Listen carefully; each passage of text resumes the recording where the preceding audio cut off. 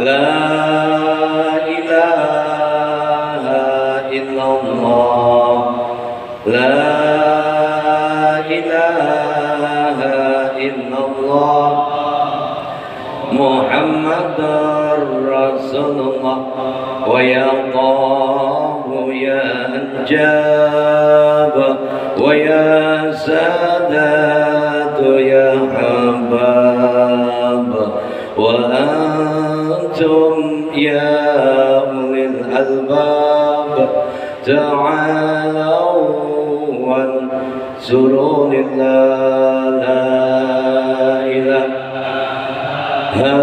إلا الله لا إله إلا الله لا إله إلا الله محمد رسول الله سألناكم وللظلفى رجوناكم وفي أمر قصدناكم فشدوا عزمكم لله لا إله إلا الله لا إله إلا الله لا إله إلا الله محمد رسول الله فيا ربي بسادتي تحقق لي شارتي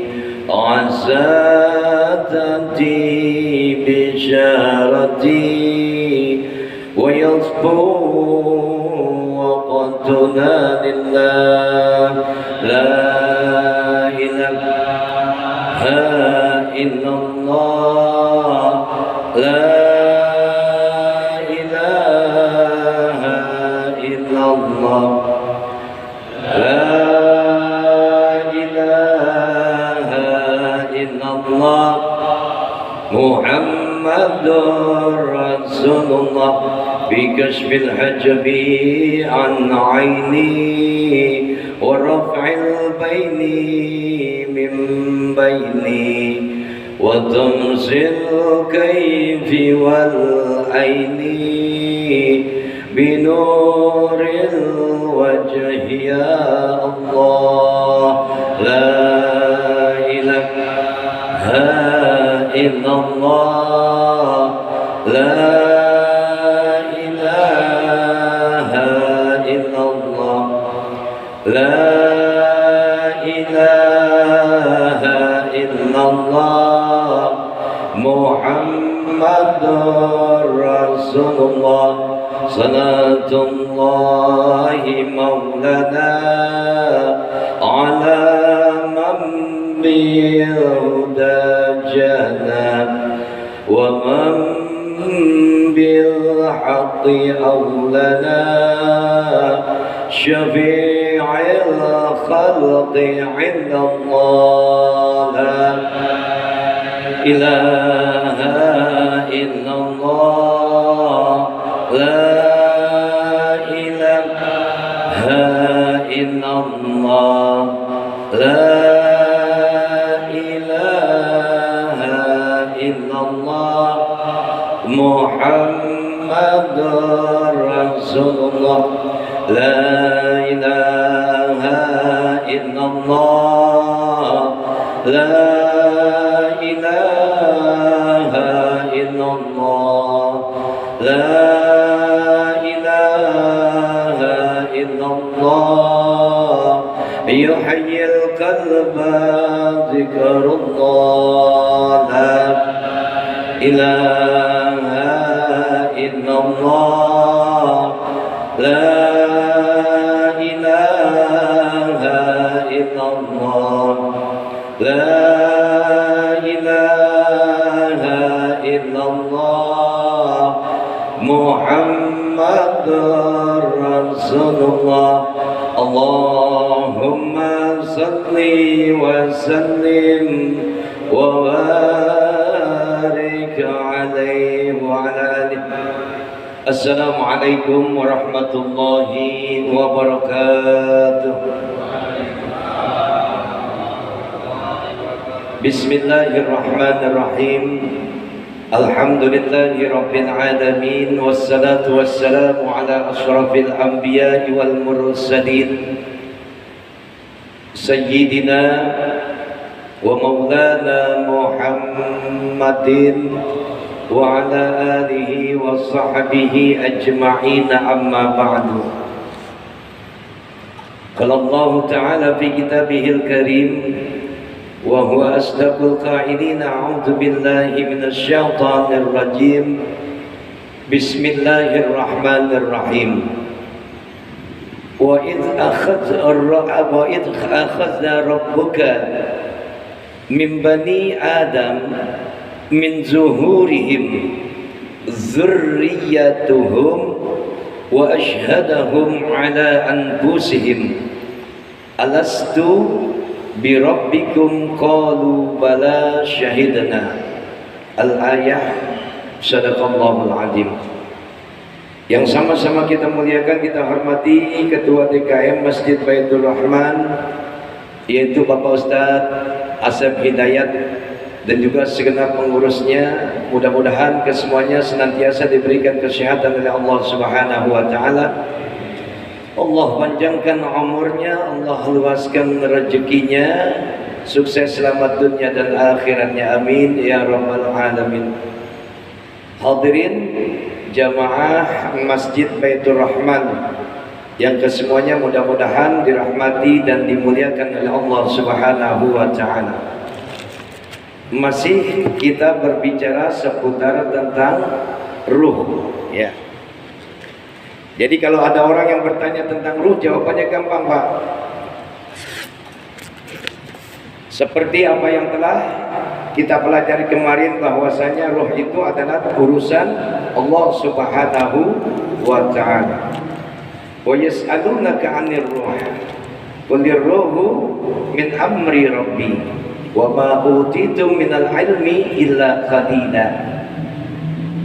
Mereka bertanya tentang ruh. Katakan Muhammad bahwasanya ruh itu adalah urusanku. Wa ma utitum minal ilmi illa qalila. Dan tidak banyak ya pengetahuan tentang ruh yang diberikan oleh Allah Subhanahu wa taala, illa qalila, kecuali sedikit. Pelajaran kemarin kita sudah sampai pada bagaimana ruh itu terpisah dengan jasad. Masih ingat, Pak? Ruh kapan akan terpisah dari jasad? Ruh kapan akan bersatu dengan jasad? Ya. Pada saat penciptaan Nabi Adam alaihissalam, di mana Allah Subhanahu wa taala ciptakan jasadnya dulu, baru kemudian ruhnya. Disatukan ruhnya dengan jasadnya. Lantas kemudian kalau berbicara tentang kapasitas kehidupan manusia dalam perjalanan hidupnya, diawali dengan alam rahim. Maka Allah ciptakan manusia itu diawali dengan adanya air nutfah, ya, air mani yang bercampur, lantas kemudian tumbuh menjadi daging, dari darah kemudian daging, baru kemudian ditiupkan ruh. Ya, di sana ada persaksian yang sama. Alastu birabbikum qalu bala syahidna. Benarkah wahai ruh, aku ini adalah Tuhanmu? Qalu bala syahidna. Mereka para ruh menjawab, benar, engkau adalah Tuhan kami wahai Allah. Terakhir kita berbicara bagaimana keluarnya ruh. Ya, setelah digabungkan ruh dengan jasad, lantas kemudian muncul dan hadirnya manusia ke alam dunia ini, ruh dan jasad bersatu. Itulah yang dikatakan dengan kehidupan.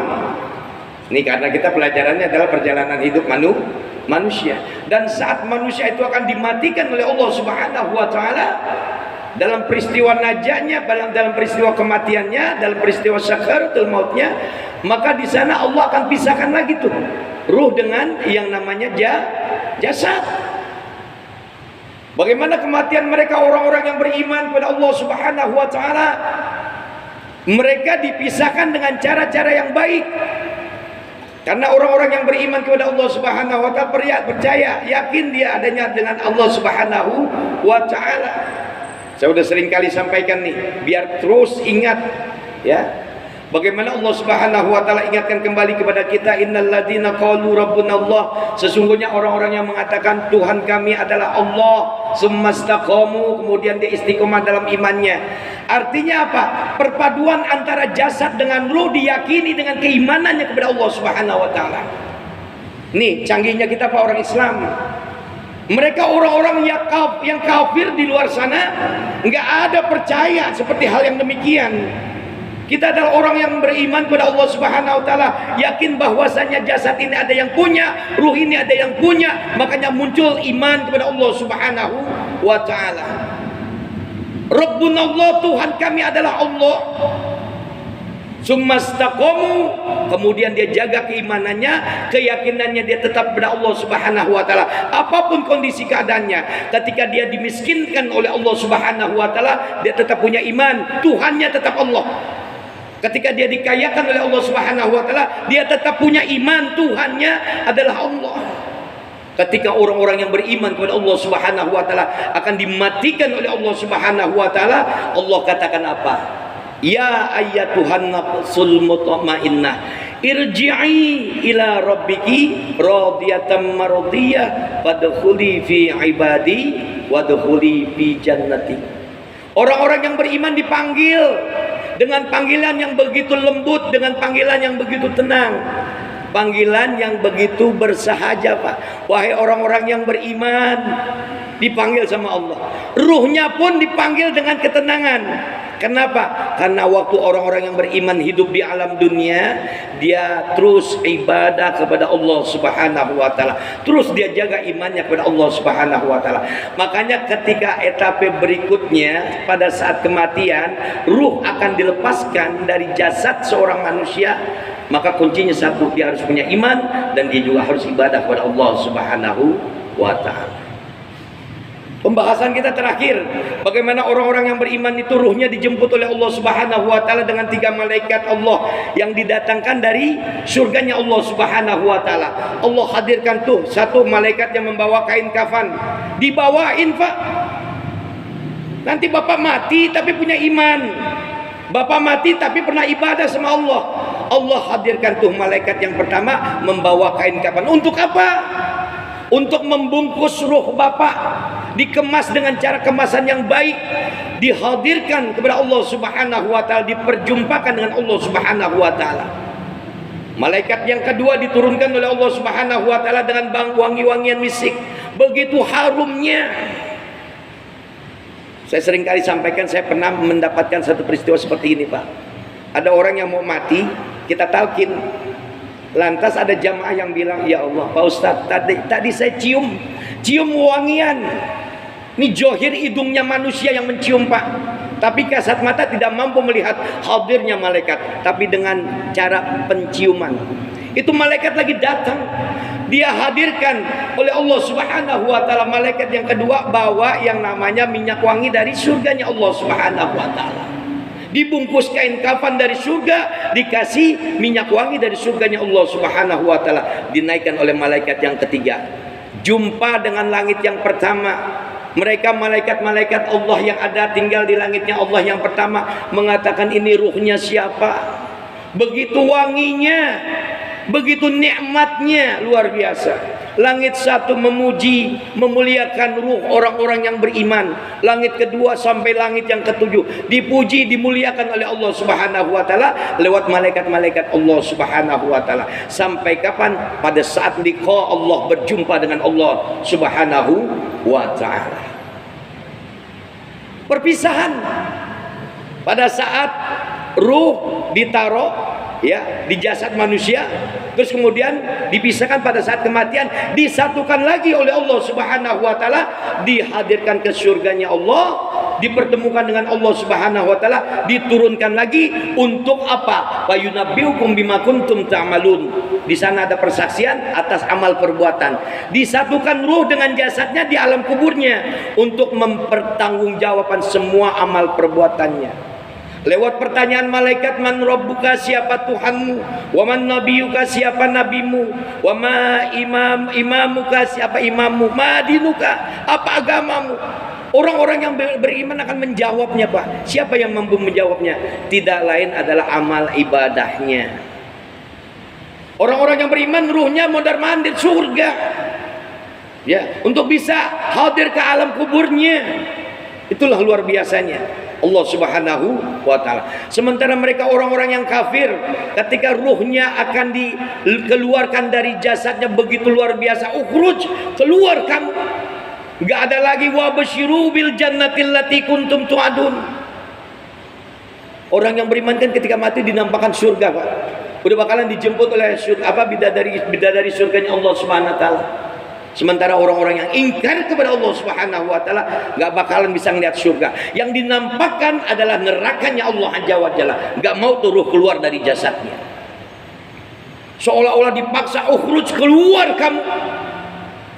Dipaksa dengan paksaan yang begitu luar biasa. Didatangkan malaikat ajab. Nauzubillah summa nauzubillah. Didatangkan yang namanya kain kapan yang bau busuk dari nerakanya Allah Azza wa Jalla. Enggak lagi minyak wangi. Kain kapannya udah jelek, wangiannya busuk, diantar oleh malaikat azabnya Allah Subhanahu wa ta'ala. Terakhir, pembahasan kita adalah ada 7 hal atau perkara yang tidak bakalan hancur ketika itu manusia dimatikan oleh Allah Subhanahu wa ta'ala. Dalam sangkakala pertama ditiup, sangkakala kedua ditiupkan lagi oleh Allah Subhanahu wa ta'ala. Udah paham sampai di sini, Pak, ya? Insya Allah baru kita buka pembelajaran baru kita. Bahwasanya ada 7 perkara yang tidak akan hancur ketika malaikat Israfil meniupkan sangkakala pertamanya.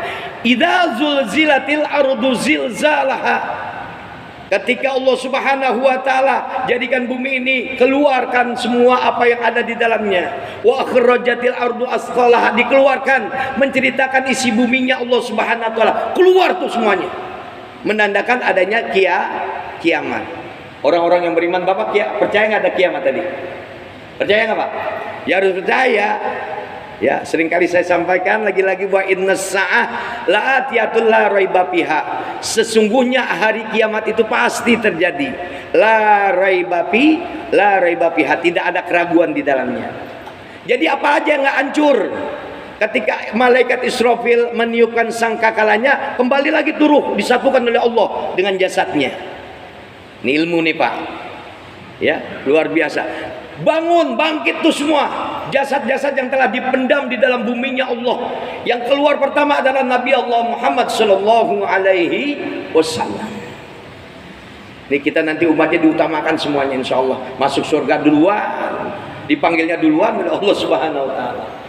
Manusia-manusia sejak zaman dari Nabi Adam entar belakangan.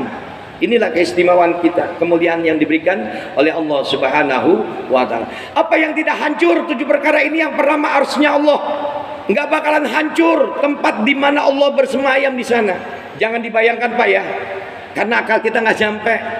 Bapak kalau saya tanya, Bapak pernah tinggal di alam ruh, ingat nggak? Pernah nggak tinggal di alam ruh?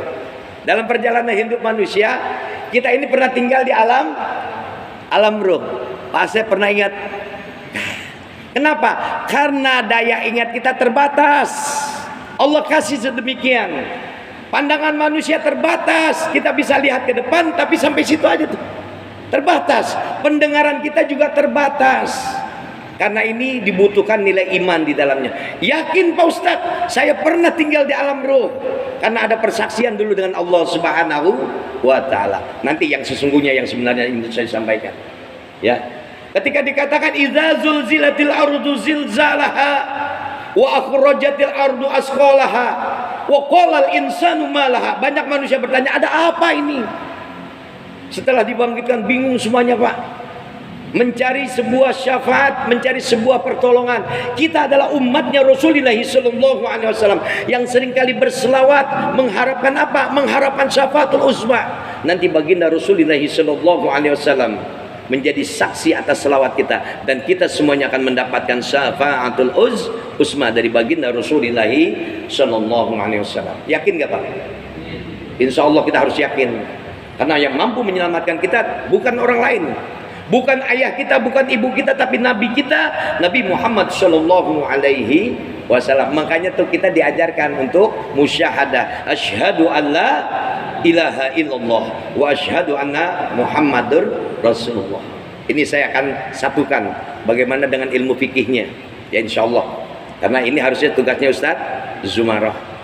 Masih dalam kajian tadi di Mustika, saya ditelepon Ustadz Ngaman, Pak Ustadz isi habis maghrib, insya Allah, alhamdulillah Allah kasih sehat, walaupun jatuh di situ jalan, ini kaki lagi lunglai Pak, Allah kasih sakit lagi, ya Allah, tapi nikmat, walaupun sibuk, insya Allah nikmat, ya Allah kasih sakit buat diingetin, awas lo dikit lagi mati, ya Pak, ya enggak, jadi ingetin kita semuanya, insya Allah, arsy-nya Allah yang nggak akan hancur, nanti kita bahaslah pada kesempatan yang lain. Kemudian apa? Al-jannah, surganya Allah. Surganya Allah Subhanahu wa taala tidak bakalan hancur. Karena surga adalah tempat kembalinya kita kepada Allah Subhanahu wa taala. Ada yang nanya, Pak Ustadz, surga hari ini kosong dong. Siapa yang bilang? Emang ada yang pernah ke surga? Ada nggak yang pernah ke surga? Ya kalau kita mau cerita, sendalnya Bilal nyangkut di sana. Ya enggak? Bidadari masih ada di sana. Ini rahasia Allah, Pak. Ya, kita sebagai manusia enggak usahlah cerita hal-hal yang gaib. Ya, alladzina yu'minuna bil ghaib. Cukup kita beriman kepada hal-hal yang gaib, termasuk dia adalah surganya Allah Subhanahu wa taala. Siapa yang mampu meyakini adanya surga, itulah ruh kita. Jasad kita percaya enggak? Otak kita enggak bakalan nyampe. Ruh. Makanya ada hukum fikih nanti. Ya. Kemudian an-nar, nerakanya Allah juga ada dan nggak bakalan hancur. Karena apa? Karena itu tempat pulangnya mereka, orang-orang yang ingkar kepada Allah Subhanahu wa taala, orang yang nggak punya iman, orang yang nggak mau ibadah sama Allah. Tempatnya neraka ada, nggak bakalan hancur. Walaupun ditiupkan sangkakala pertama, tiupan sangkakala kedua. Nih ilmu semua Pak, memang perlu tahu. Yang keempat adalah al-ajbu. Al-ajbu apa tuh? Tulang ekor. Punya tulang ekor nggak? Makanya kalau orang dioperasi yang dibantai mananya? Yang disuntik Pak. Tulang ekornya untuk menghilangkan yang namanya kesadaran manusia. Ya, lain dengan arwah ya, lain dengan ruh. Pak Ustadz, orang yang nggak sadar ruhnya kemana? Ya ada, tetap di sekitar jasadnya. Cuman jasadnya dibuat nggak sadar. Ini kalau usah bicara mati adalah orang operasi aja. Saya merasakan yang namanya operasi tapi masih batasan bius lokal gitu ya. Udah lunglai Pak, kaki udah nggak bisa gerak. Kenapa? Karena tulang ekor kita yang disuntik. Al-ajbu, tulang ekor itu nggak bakalan hancur. Walaupun Allah Subhanahu wa taala mengingatkan malaikat Israfil, tiup sangkakala pertama. Tiup sangkakala yang kedua, nanti jasad yang hancur kita nih, badan kita yang hancur, cuman tulang ekornya dijaga oleh Allah Subhanahu wa taala. Udah pernah lihat tulang ekor belum? Udah pernah lihat? Belum ya? Ya, belum. Yang mana sih Pak Ustadz? Itu nanti lihat di organ tubuh manusia. Ya, maknanya adalah Allah menjaga al-ajbu manusia. Sebagai bentuk apa? Persaksian nanti. Bentuk syahadat kita akan ada nanti, dihadirkan oleh Allah Subhanahu wa taala. Lantas kemudian lauhil mahfuz, ya, tempat perjanjian, ya, antara kita dengan Allah Subhanahu wa taala, tempat di mana Allah bersemayam, tempat di mana ada persaksian antara Allah Subhanahu wa taala dengan makhluk-makhluknya.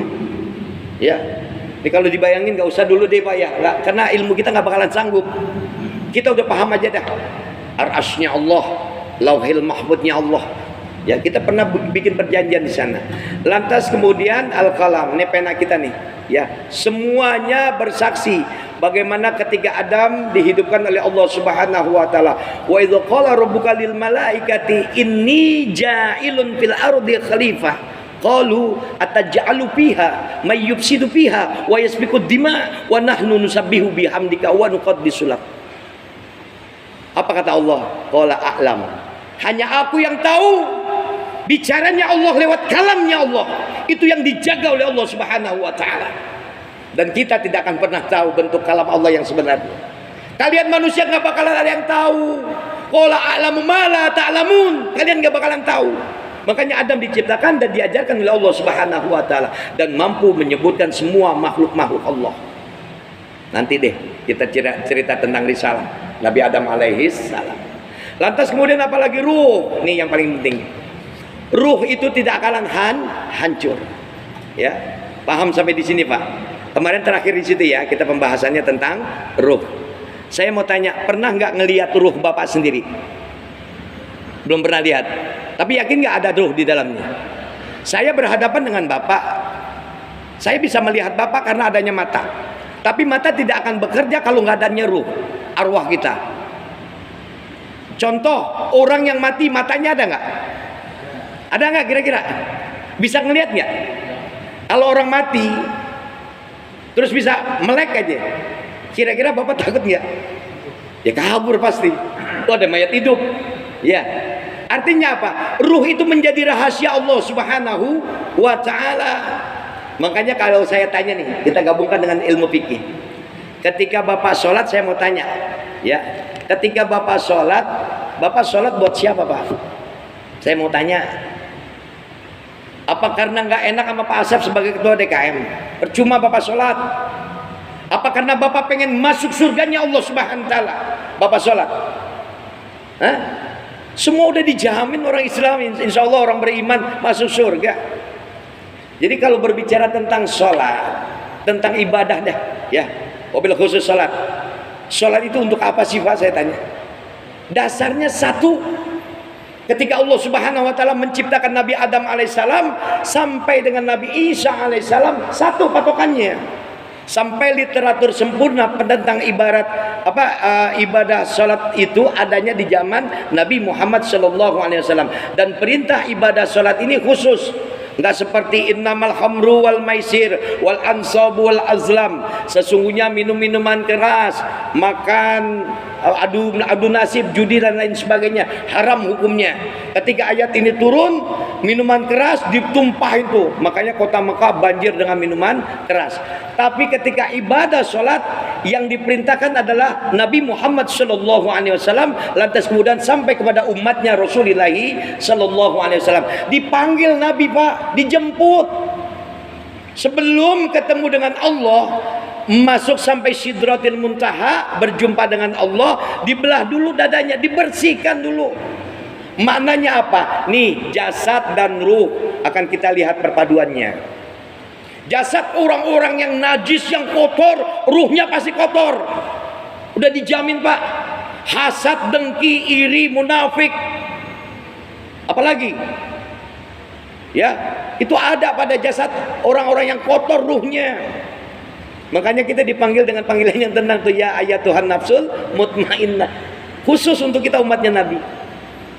Ya, ketika kita berbicara tentang ruh adalah satu makhluk Allah yang nggak bakalan hancur walaupun ditiupkan sangkakala pertama sampai sangkakala kedua sampai berjumpa dengan Allah Subhanahu wa taala. Ruh nggak bakalan hancur. Ya, bagaimana kita lihat kronologis awal, ya. Bapak silakan lihat di surat Al-A'raf. Ketika Allah Subhanahu wa taala katakan wa iz akhadha rabbuka, ya. Wa iz akhadha rabbuka min bani Adam min zuhurihim wa dzurriyyatahum wa ashhadahum ala anfusihim alastu birabbikum qalu bala syahidna. Dan ingatlah ketika Tuhanmu mengeluarkan keturunan Adam. Maknanya apa? Allah mengeluarkan keturunan Nabi Adam alaihissalam lewat sulbinya. Sulbi mana sulbi? Hah? Tulang ekor tadi. Nah, biar paham semuanya nih. Wa iz akhadha rabbuka, ya, zuhurihim rabbuka min bani Adam. Ketika Allah mengeluarkan mereka keturunan Adam, nih kita nih semuanya nih. Ya. Saya pernah ungkap pertama kali ya waktu penciptaan Nabi Adam ya. Adam sama penciptanya jasad dulu apa ruhnya? Nabi Adam diciptakan oleh Allah jasadnya dulu apa ruhnya? Loh, ini masih lupa kok. Ada udah dibahas. Jasadnya dulu diciptakan, sudah berbentuk manusia. Ada lubang hidungnya, ada lubang kupingnya, ya, ada lubang mulutnya. Ini dimasukin oleh iblis laknatullah sebelum ditiupkan ruhnya. Ini Allah bikin apa lagi? Ya. Sudah ada Pak gangguan tuh dari iblis laknatullah, udah masuk. Makanya fungsi apa? Keberadaan setan itu apa? Innamas syaiton yajri min ibni Adam majrad dam. Yang namanya setan ada dalam aliran darah kita. Enggak kelihatan dia kan? Tapi nyata ada. Ya, innahu lakum aduwwum mubin. Allah tegas katakan, sesungguhnya setan itu, iblis itu adalah musuhmu yang nyata. Makna nyata di sini ada. Ada nggak Pak? Bapak, dalam diri Bapak ada setan nggak? Wah, ada. Unsur Tuhannya ada. Ada nilai kebaikan di dalamnya. Wa id akhadha rabbuka min bani Adam min zuhurihim wa min dzurriyyatahum asyhadu ala anfusihim. Ya, dan ingatlah ketika Tuhan mengeluarkan keturunan Adam. Jadi ketika Adam diciptakan oleh Allah Subhanahu wa taala jasadnya dulu. Lantas kemudian Allah ciptakan ruh. Ya, dimasukkan ruhnya Adam oleh Allah Subhanahu wa taala dari pangkal, ya, dari kepala. Masuk sampai di hidung, ya. Di hidung dia sudah mulai bangkit. Khasis, ya kan? Baru kemudian diperintahkan oleh Allah Subhanahu wa taala, wahai Adam, bersyukur kepada Allah Subhanahu wa taala. Ini Pak, kunci Pak. Nabi Adam aja belum juga hidup manusianya. Ruhnya baru sampai di tenggorokan bahasanya, baru sampai di hidung. Udah bangkis. Disuruh apa? Bersyukur kau Adam. Alhamdulillah. Ya, hirabbil alamin. Yang dengar menjawab, ya, yarhamukallah. Ini Bapak nih, kalau dengar sahabat atau teman ketika berbangkis, hasim, alhamdulillah, yarhamukallah. Jawab lagi, wa yahdikumullah wa yuslihu balakum. Udah dipraktekin belum? Belum Pak Ustadz? Bodoh amat. Ya udah, sebahagian, karena kita adalah bagian daripada umatnya Rasul. Makanya jangan ngaku jadi umatnya Rasul Pak, kalau Bapak belum bisa menerjemahkan bagaimana uswatun hasanah itu, belum bisa menyikapinya. Sehari-hari kita pelajari dulu, ya. Alhamdulillahirabbil alamin, yarhamukallah wa yahdikumullah wa yuslihu balakum. Ya, turun sampai ke mata kaki, ruh itu Adam dihidupkan oleh Allah Subhanahu wa taala.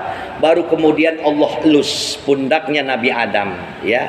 Wa iz akhadha rabbuka min bani Adam, manakala Adam dielus pundaknya, keluarlah mereka ruh. Nih ruh kita keluar dari pundaknya Nabi Adam. Berarti berapa miliar manusia yang hidup sekarang saya tanya? Itu keluar, makanya kita dikatakan Bani Adam, keturunan Nabi Adam. Ruhnya ditempatkan oleh Allah Subhanahu wa taala pada alam ruh sebelum kita diciptakan oleh Allah Subhanahu wa taala menjadi manusia. Oh, Pak Akman, jasadnya sudah mulai. Ya, pernah kan ngerasain prosesnya? Pernah Pak Ustaz dalam rahim ibu saya, tapi nggak pernah mengetahui secara jasad, tapi secara ruh dengan keimanan kita yakin. Ya, keluar jasadnya sudah diisi ruhnya oleh Allah Subhanahu wa taala. Makanya ketika Allah Subhanahu wa taala mengelus pundaknya Adam, itu keluar ruh, miliaran ruh dari pundaknya Nabi Adam alaihi salam. Salah satu contohnya ketika Nabi Adam alaihi salam melihat Nabi Daud yang bakalan jadi Nabi Daud. Ini siapa bakalan jadi manusia ini? Ini bakalan jadi nabi. Nabinya Nabi Daud. Umurnya berapa? Umurnya 60 tahun. Apa kata Nabi Adam? Aku hibahkan umurku 40 tahun untuk Nabi Daud. Jadi umurnya Nabi Daud berapa? 100 tahun. Walaupun ada perjanjian ya antara manusia dengan Allah Subhanahu wa taala di Lauhil Mahfuz. Di alam ruh juga. Paham sampai di sini, Pak? Jadi Bapak kalau punya umur panjang itu berkat doanya Nabi Adam alaihissalam juga. Ya contoh tadi. Jadi ruh kita keluar, ya. Wa idza hadha rabbuka min bani Adam min zuhurihim wa dzurriyyatahum wa ashhada ala anfusihim. Keturunan Allah Subhanahu wa taala mengeluarkan keturunan Adam dari sulbi mereka. Ya, di sana Allah mengambil sebuah kesaksian. setelah ruh itu dikeluarkan oleh Allah Subhanahu wa taala, ada perjanjian. Alastu birabbikum qalu bala syahidana. Nih semua ruh berbicara, benar wahai Allah, Engkau adalah Tuhan kami. Bukankah aku ini adalah Tuhanmu? Mereka semuanya menjawab, betul ya Allah, kami adalah Tuhan, Engkau adalah Tuhan kami, dan kami menjadi saksi. Jadi paham Pak ya, Bapak itu dikeluarkan ruhnya dari pundaknya Nabi Adam, dan ruh Bapak disimpan di dalam arsy-Nya Allah. Ada yang disimpan di Al-Iliyin, nanti kita bahas insya Allah. Paham sampai di sini insya Allah. Jadi ketika ruh itu dikatakan adalah sesuatu yang memang dijaga oleh Allah Subhanahu wa taala dari awal diciptakannya ruh sampai nanti yaumil qiyamah digelar oleh Allah Subhanahu wa taala. Kita pelajari di sini. Nah, makanya kalau Bapak ditanya, Bapak ibadah untuk apa? Ini saya gabungkan nih, biar pelajaran kita terkait dengan fikih kena nyambung semuanya. Udah ada persaksian dengan Allah. Diciptakannya manusia untuk apa? Wa ma khalaqtul jinna wal insa illa liya'budun. Tidak aku ciptakan jin dan manusia terkecuali hanya untuk ibadah kepada Allah Subhanahu wa taala. Karena kita punya amanah. Setelah Allah ciptakan kita dari nutfah, dari yang namanya air mani bercampur dengan yang namanya mani perempuan. Lantas di sana kita punya amanah, tanggung jawab moral. Untuk apa? Untuk ibadah kepada Allah Subhanahu wa taala. Bapak mau ibadah, yang Bapak harapkan apa? Apa Pak? Pengen masuk surga? Pengen jauh dari neraka? Jangan Pak ya. Jadi bicara masalah ikhlas. Ikhlas itu adanya di dalam hati. Kalau kita bicara tentang bahasan tentang ikhlas, kita lihat ikhlas itu dalam tiga tingkatan Pak. Yang pertama, ikhlas pada level yang terendah. Contoh, Pak Ustadz saya sholat duha lantas saya berharap lewat duha saya menjadi wasilah lancarnya rezeki, gitu. Ya Pak, benar nggak? Ada orang yang sholat duha pengen rezekinya lancar. Mana buktinya Pak Ustadz? Ya rangkaian duha udah jelas kok. Allahumma in kana rezeki fis samai fa'anzilhu. Ya Allah, kalau rezekiku ada di atas langitmu, turunkan ya Allah. Wa in kana fil ardi fa'akhrijhu. Kalau dia ada di bumimu ya Allah, keluarkan ya Allah. Wa in kana mu'asyaran fayassirhu. Kalau dia susah, mudahkan ya Allah. Wa in kana haraman fatahhirhu. Kalau dia haram, halalkan ya Allah, bersihkan ya Allah. Wa in kana ba'idan faqaribhu. Kalau dia jauh, dekatkan ya Allah. Rangkaiannya apa doa itu? Rezeki. Duha yang kita kerjakan, pelaksanaan ibadah sholat sunat duha yang kita kerjakan, kalau Bapak pengen cari rezeki yang lancar, itu level keikhlasan Bapak ada pada level terendah. Bapak bangun tengah malam sholat tahajud, pengen apa Pak Ustadz? Maqamam mahmudah, diangkat derajatnya oleh Allah Subhanahu wa taala. Masih levelnya rendah ikhlas Bapak. Lantas ketika Bapak sholat, Bapak pengen masuk surga, masih level tengah itu. Karena Bapak yakin akan ada kehidupan akhirat, makanya pengen masuk surga orang-orang yang sholat. Udah dijamin Pak, insya Allah. Jauh dari neraka, levelnya masih level pertengahan. Tapi ketika Bapak bicara tentang level ikhlas yang paling tinggi, adalah kita cari keridhaan Allah Subhanahu wa ta'ala. Biarin kaya tapi Allah ridho, enak gak? Enak gak? Jadi orang kaya tapi Allah ridho. Jadi orang miskin tapi Allah ridho, damai Pak. Iya. Pengen jadi orang miskin, gak mau Pak Ustadz. Susah melulu soalnya. Ya. Pengen apa-apa gak bisa. Pengen punya duit gak bisa. Orang miskin kan diuji kesabarannya Pak. Ya. Makanya kalau saya udah sering kali bilang, fazkuruni azkurkum. Ingat aku, nanti aku ingat kamu kok. Allah jemput kita, kalau kita jalan Allah berlari. Ini kadang-kadang kita nggak ini. Apa rangkaiannya? Washkuri wala takurun, banyak bersyukur, jangan ingkar. Ya, makanya kita seringkali diingatkan oleh Allah. Fungsinya ibadah sholat, kalau ditanya tadi, kamu sholat mau ngapain? Ayatnya jelas, innani anallah. Sesungguhnya aku ini adalah Allah. La ilaha illa ana, tidak ada Tuhan melainkan aku, kata Allah. Fa'budni, maka ibadahlah kepadaku. Ibadah yang dimaksud apa? Fa'budni wa aqimis sholata li zikri, dan dirikanlah kalian sholat untuk mengingatku. Jadi kalau ditanya Bapak sholat ngapain? Ya untuk mengingat Allah. Saya sholat untuk mencari keridhaan Allah. Jadi nanti Bapak kalau udah sholat sunat duha pengen lancar rezeki, itu kalau saya bilang kelas TK Pak. Udah kelas TK Pak, baru kelas TK. Tapi alhamdulillah dikerjain nggak Pak Sugeng? Kadang-kadang Pak Ustadz ya, coba Pak manfaatkan sholat sunnah. Ya, ini ilmu fikih. Jadi makanya kenapa ilmu fikih ini dibahas tentang ibadah. Dan saya mau tanya nih, yang pertama kalau Bapak sholat, syarat sahnya sholat apa? Syarat sahnya sholat ada berapa saya tanya? Hah? Semuanya pada sholat kan? Selama ini sholat saya ditanya syarat sahnya sholat apa? Lupa Pak Ustadz, pokoknya tadi saya pernah belajar kita. Syarat sah sholat, jadi Bapak harus punya syarat ketika Bapak untuk sholat. Yang pertama dari Islam, kaitannya dengan ruh, kaitannya dengan jasad. Makanya harus tahu ini. Ketika Allah katakan Allahu Akbar, Allahu Akbar, siapa yang panggil utamanya adalah hakikatnya siapa? Allah yang maha besar.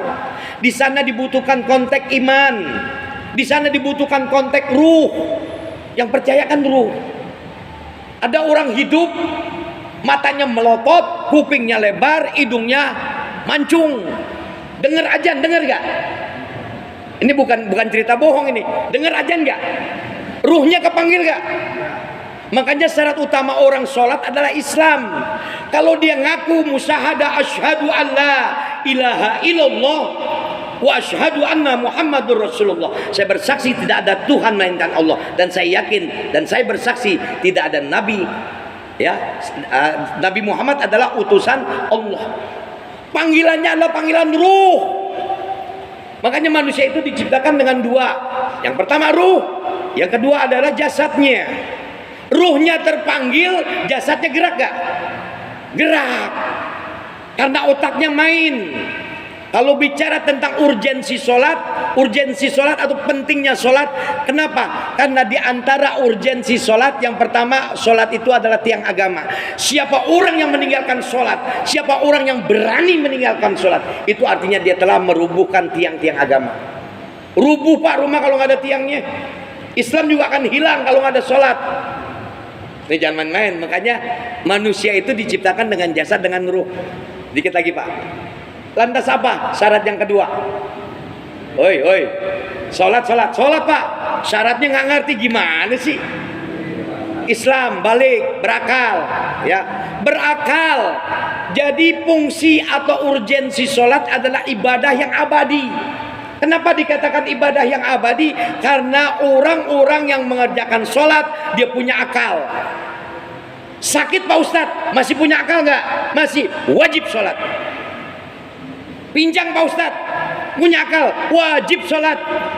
Makanya Rasul ditanya, man a'budun nas, ya Rasulullah, siapa sih orang yang paling utama dalam ibadah? Al-aqil, adalah mereka orang-orang yang punya akal. Jadi kalau orang-orang yang berani meninggalkan sholat, mereka adalah orang yang nggak punya. Bapak yang bilang Pak, apalagi berakal, terus kemudian apalagi Pak? Bingung gue dikatakan tamyiz, artinya bisa membedakan mana yang baik, mana yang buruk. Terus apa lagi? Ingat-ingat aja dulu dah. Ya, Pak Ustadz, saya mau sholat tapi saya nggak punya wudhu. Bagaimana nih? Allah ingatkan, ya ayyuhalladzina amanu idza qumtum ilas shalah faghsilu biwujuhikum wa aydiyakum ilal marafiq. Ya, famsahu sampai muka. Nih, kaki dibasuh semua.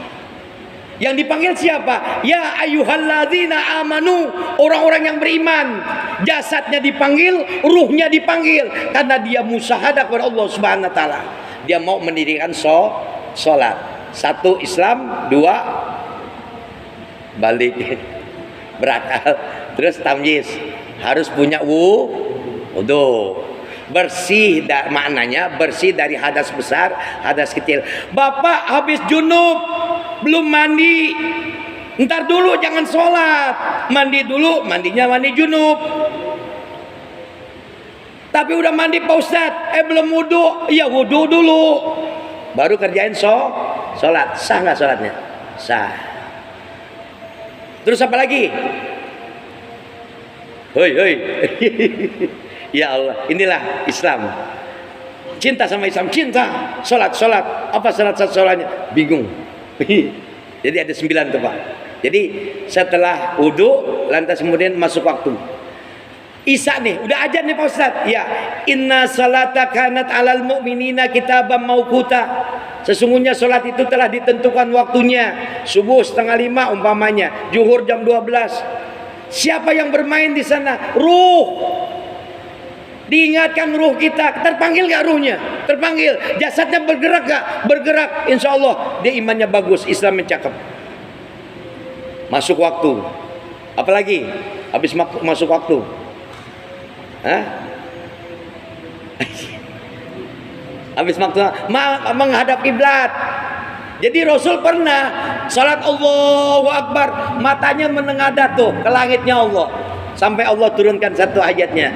Ya, diingatkan oleh Allah Subhanahu wa taala, hadapkan wajahmu. Kalau Bapak bilang mustaqbilal kiblati, menghadap kiblat. Dia paham nih insyaallah ya Pak. Yang terakhir nih niat. Jadi harus ada niat. Bismillah biniyatil ibadah, bismillah tawakkaltu 'ala Allah, la haula wala quwata illa billah. Masuk ke masjid, imam udah mau ruku. Allah umpamanya qul huwallahu ahad sampai lam yalid wa lam yulad wa lam yakul lahu kufuwan ahad. Bapak datang sebagai imam makmum masbuk. Allahu akbar, ruku. Bagaimana Pak Ustadz? Niat udah ada di dalam hati. Ya, langsung saja takbiratul ihram. Ya, Allahu akbar, takbiratul ihram wajib.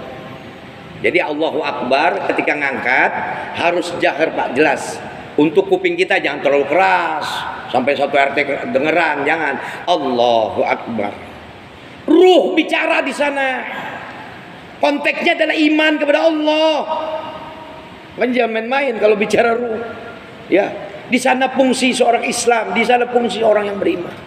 Waktu ruku, Bapak imam belum ngangkat nih, sami Allahu liman hamidah. Bapak langsung ikut ruku. Enggak usah lagi baca doa iftitah, enggak lagi usah baca Fatihah, enggak usah lagi baca ayat. Ya, kenapa? Karena posisi sholat berjamaah itu ada di imam, kuncinya. Ketika Bapak imam ruku, Bapak langsung, yang penting langsung takbiratul ihram. Allahu akbar, lanjut Allahu akbar, langsung ruku. Dapat 1 rakaat nilainya. Tapi kalau imam udah sami Allahu liman hamidah, Bapak ruku udah nggak dapat. Ya. Jadi 0, belum dapat 1 rakaat. Cukup ada ya sini ya. Nanti kita akan tanya. Tuh, saya gabungkan dengan ilmu fikih supaya kita paham. Makanya perjalanan hidup manusia itu harus dihiasi dengan nilai ibadah kepada Allah Subhanahu wa taala. Hari ini bukan jatah saya, tapi ikhlas semuanya Pak ya. Ridho, ya mudah-mudahan ini menjadi sebuah kebaikan buat kita semuanya. Mari kita berharap kepada Allah Subhanahu wa taala lewat wasilah kajian kita malam hari ini. Allah ampuni dosa dan salah kita. Allah angkat derajat kita. Terus Allah bimbing kita dengan petunjuk dan hidayahnya Allah Subhanahu wa taala. Selamat dunia akhirat kita. Al-Fatihah. A'udzu billahi minasyaitonir rajim. Bismillahirrahmanirrahim. Alhamdulillahi rabbil alamin arrahmanir rahim maliki yaumiddin. Iyyaka na'budu wa iyyaka nasta'in. Ihdinas siratal mustaqim. Shiratal ladzina an'amta 'alaihim ghairil maghdubi 'alaihim waladdallin. Amin. Bismillahirrahmanirrahim. Alhamdulillahirabbil alamin. Allahumma shalli wa sallim wa barik ala sayyidina Muhammad wa ala ali sayyidina Muhammad. Allahumma inna nas'aluka ridhaka wal jannah wa na'udzubika min syahhatika wan nar. Allahumma inna nas'aluka al-huda wat taqwa wal afafa wal ghina. Allahumma aghnina bil ilmi wa zayyina bil hilmi wa akrimna bit taqwa wa jamilna bil afiyah fid dini wad dunya wal akhirah bi rahmatika ya arhamar rahimin. Rabbana atina fid dunya hasanah wa fil akhirati hasanah wa qina azaban nar. Wa sallallahu ala Muhammadin wa ala alihi washabbihi ajmain. Walhamdulillahi rabbil alamin. Kita tutup dengan doa kafaratul majlis. Subhanakallahumma wa bihamdika asyhadu an la ilaha illa anta astaghfiruka wa atubu ilaik. Assalamualaikum warahmatullahi wabarakatuh.